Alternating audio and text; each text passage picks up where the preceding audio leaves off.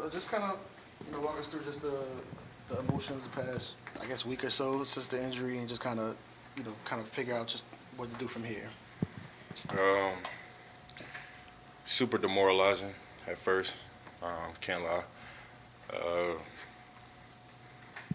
the season had been going so well, so for that to happen just definitely was demoralizing. But took a day, two, to kind of get past that, and now I'm back on what I've been saying all year, stacking my days and getting back on the court.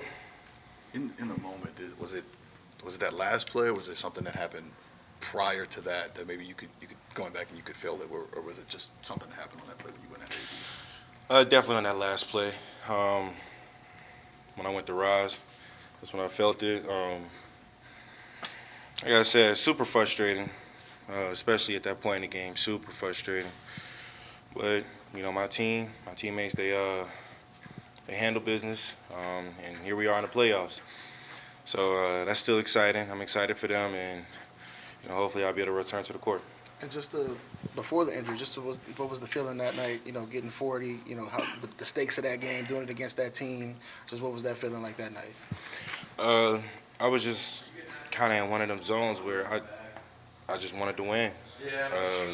Whatever that took, I wanted to do that night. I really wanted to win that game, but like I said, it was frustrating. But despite all that, we still made the playoffs, and it's an exciting environment. I wish I was out there, but it's still exciting to be a part of. You could see you motioned to the bench kind of right after it happened. You'd had the one on the right last year. Did you kind of know, I guess, like, given that, like I tweaked it, or could you just kind of tell in the moment?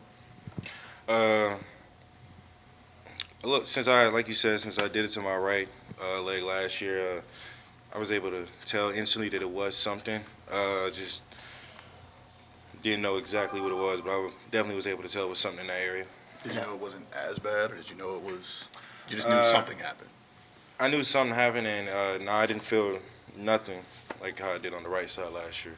The right side was definitely sharper pain. This one didn't really feel like that. It just felt like, nah, something's off right now. You mentioned you hope you're being able to come back with it. I mean, what does that even look like right now? I know you're already attacking rehab, your conditioning, you're doing everything, but what does a return even look like right now?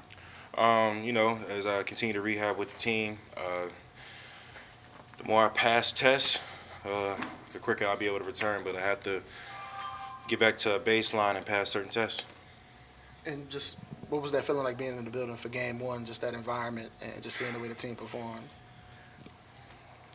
Man, I love hooping.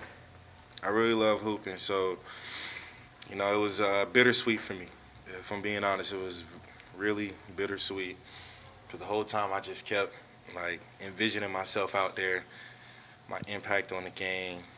But at the same time, I had to put aside my personal feelings and be there for my teammates. But the energy was great. OKC's fans really came out, and it was a playoff environment. And what did you really like about just the way you guys performed in that game?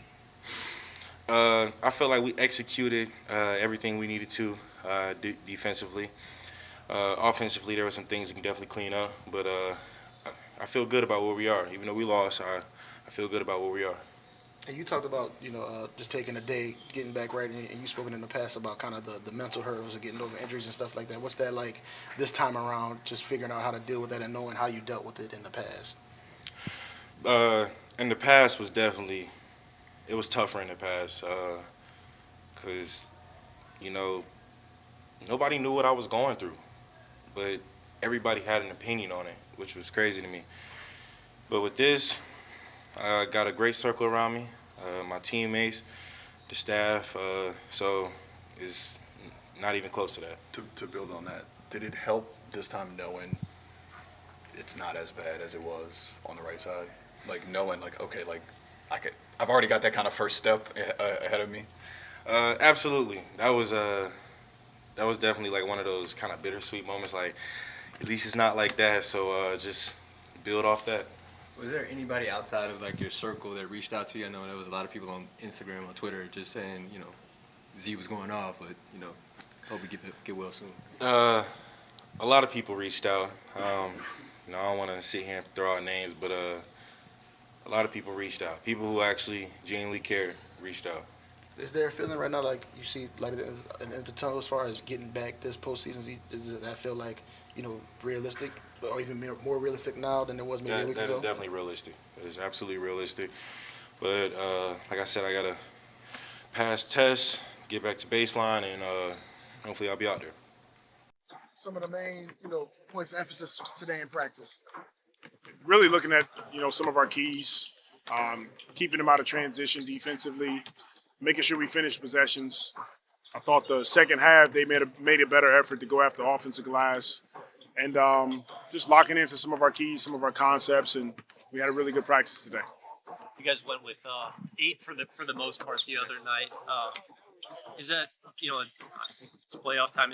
Are you just like, okay, if we cut it down to 8, we cut it down to 8, and we're good with that, or how much flexibility do you have there? Going into 2.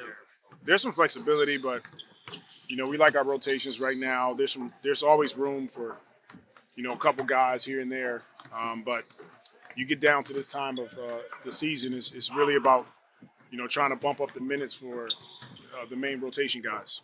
Well, building on that, what is the bench meant overall to you this year? It seems like, second best bench in the league, plus mine. It's just, what have those guys meant? They've been huge. They're a big part of the reason that we're in this position right now, having an opportunity in the playoffs. They've brought it all season long. It's a reason, like you said, that they're rated the second best bench. Jose, Najee, Larry, Trey, honestly, when we're healthy.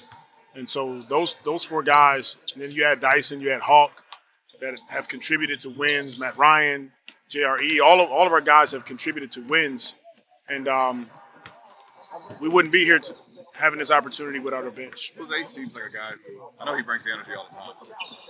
He really seems to like these games, these moments, just high pressure situations. What do you see from him in these types of moments? Yeah, you're right. He does. He's a gamer. He loves big moments. He sort of turns up his energy even more when he gets these opportunities, and it fuels our team more importantly. And so when he touches the floor, the whole game turns up to another level for our group. Did you think he could turn up his energy more than what he already had? He never ceases to amaze me. He's like defying all the odds. He's a guy that truly plays with his heart, wears his emotions on his sleeve, but he goes out every game and he gives you everything he has. And when they're in half court, they do a whole lot of guard-on-guard screening. They'll use Shea as a screener trying to force switches. How important is it going to be during this series, even though you want Herb on him, when it's not Herb, when it's B.I. or Trey, for those guys to hold up in that Shea matchup? Yeah, we talked about that actually. Not giving into the switches so easily. And it comes down to guarding. We're going to have to do a great job of guarding the ball and then trying to take him away when he does screen and it's another ball handler. Just say it is a switch. Maybe you can block him, deny him, don't let him catch it, but he's one of the best ISO players in the league, so it's definitely something we're looking at. And something else you guys were doing when they were using Chet in the pick and pop, you guys were having her pop up and get him and keeping JV down low. I guess when you do that, how much you want to balance keeping Herb on Shea versus using that as a method to not allow them to kind of take advantage of Chet doing pick and pop? Yeah, it's a balance. It's more when JV's on the floor. We're doing it. You got to get to Holmgren, not just because of his ability to shoot, but that's really difficult for JV to stop a pick and roll with as good a drivers as they have. They're driving the ball, they're getting into the teeth of the defense, and to get him all the way back to Holmgren at the three-point line. Now he's shot faking, he's driving, he's going to finish, and he's making kick-out plays for threes. So the full rotation for us has been solid. We'll continue to look at it. And I'm sure you guys are expecting Dort to be, into Brandon again the rest of the series. Just as a player, from your experience, how do you counteract extreme physicality and guys just pressing you like that? Number one, your speed and force that you play with on both ends of the floor.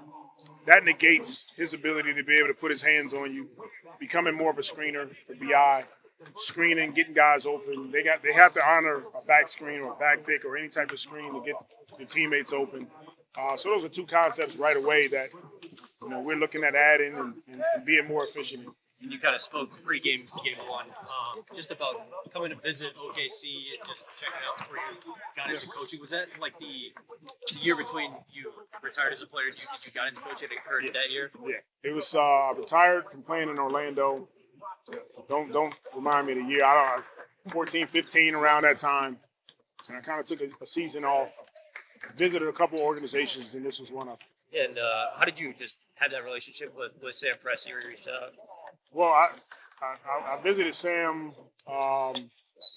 throughout the course of that season, and then I visited him again in the summer. But just through relationships in the league, you get an opportunity to talk to people.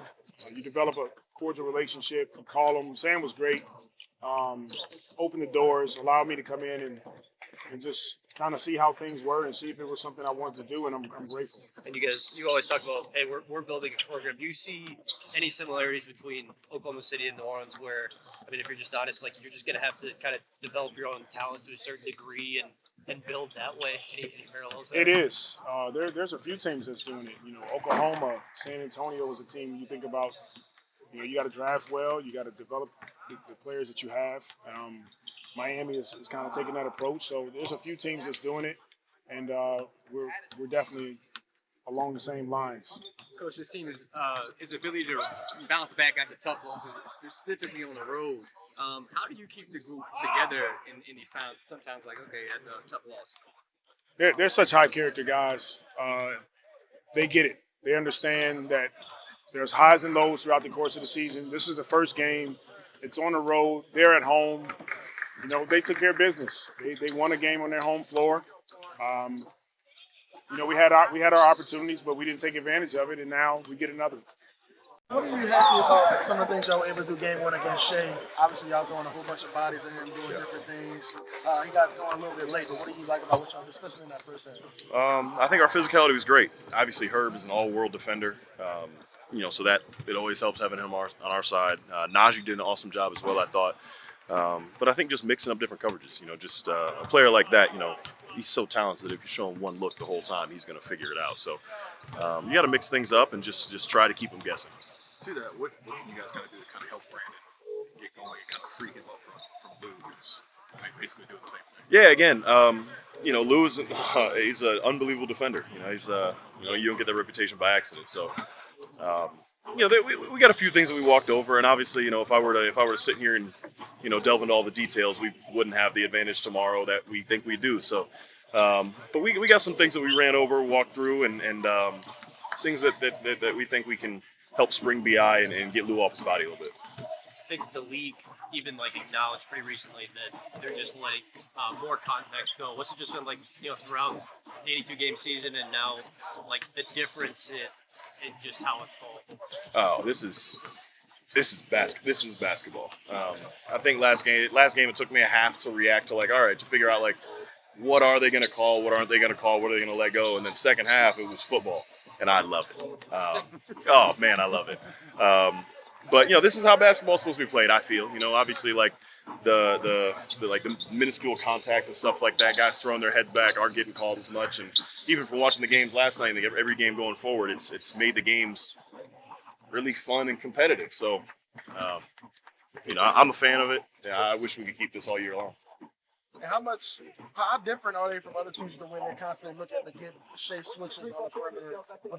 They bring up guards, the screen, they bring up bigs, whatever, just to get switches for him. How much is that kind of a focus in the defensive game plan, kind of being mindful of that? Yeah, you know, Shea and OKC present a different challenge than most teams, because you know most star guys, most MVP candidates are going to want, if they are hunting a switch, they probably want a big. But as for Shea, he's shown that he's targeting our guards, and you know, so that presents a different challenge than most teams. And you know, we've worked on different coverages and worked on different options out of that. But that's kind of what sets them apart from different teams and frustrates teams. So I think it's good that it's, you know, a 7-game series, and we get a chance to, you know, react to some of the punches they threw, and likewise they get to do it for us. So. Like I said, if I were to give you all the details, I would feel less confident going into tomorrow. Speaking of being reactive, you've this team has been really good after like tough losses, specifically on the road. How do you guys stay balanced and be ready to play after a tough loss? Yeah, it's resiliency. It's resiliency. This team is, since Willie got here, this team, that's been the story of this team. They started 1-12, and then it's been just kind of steady improvement. Obviously there are ebbs and flows, but it's been steady improvement, and that's the story of this team. Is like, yeah, we lost a tough one, but in the grand scheme, number 1 seed beat number 8 seed on their home court to open the playoffs. That happened in every other series. That also happens, that's what's supposed to happen. So we're not overreacting to anything. We feel really good about the position we're in. Giving up 94 points to a team on their home court should be enough for a win. We make a few more shots and we'll be in a better position. So we're fine. We're just fine. Sweet, guys. Thank you. Thank you, sir.